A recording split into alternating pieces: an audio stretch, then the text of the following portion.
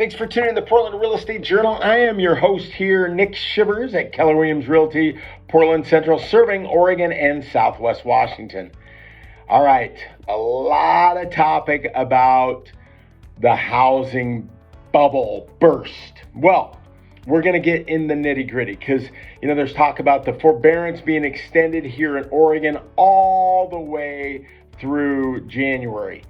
And a lot of people are, well, when that is over, everything's going to blow up. Let's look at the real data, the differences between now and 2021 and 2006 back in the day. So the first thing that we want to look at, so credit availability. So if we look at credit availability, there were $378 billion worth of loans originated with credit scores below 620 back in 2006 and 2007.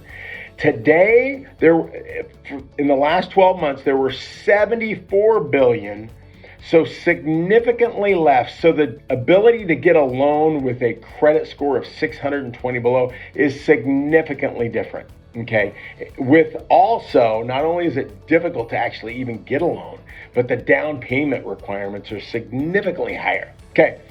The other thing that we need to look at is affordability. We're below 3%. We're below 3% on interest rates compared to about 5.65% in 2006 and 2007. So remember this. Let's just say a house of $400,000.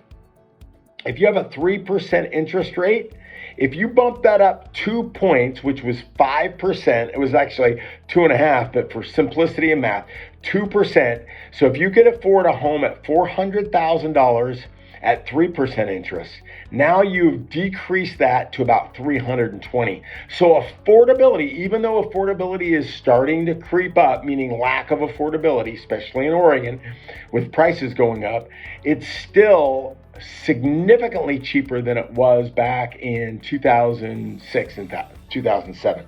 The other thing is supply and demand. We're here in August. Our demand has slowed down a little bit, still historically good, just not the 110 pace that we were seeing early summer, late spring. The demand is still there. Supply, remember, we had 13 years starting in 2004. 13 years of less below average new home construction starts for 13 years in a row. So significantly less opportunity for people because the supply is just not there. And it's going to be a long time before we ever catch that up. The last part is, let's look at the people that are in forbearance, meaning they haven't made their mortgage payment, they work something out with their lender. Number one, out of all, there's 2 million people, according to BlackRock and CoreLogic and Astica, there's 2 million people in that category, meaning that they are coming out of forbearance or they're still in forbearance. And let's look at those numbers. Out of those 2 million, only 17.2% is predicted to be in a distressed situation, meaning that they still cannot make their payments. 17.2 out of the 2 million.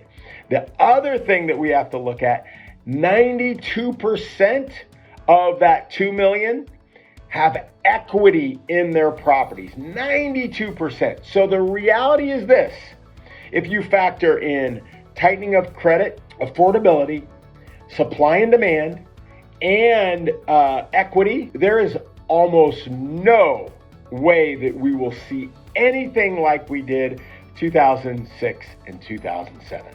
Hopefully the data just helped you ease the stress a little bit. Understand national news likes to sell the headlines. Housing crash. It's not going to happen, folks. It's not going to happen. Till next time, this is Nick Shivers. I'm out.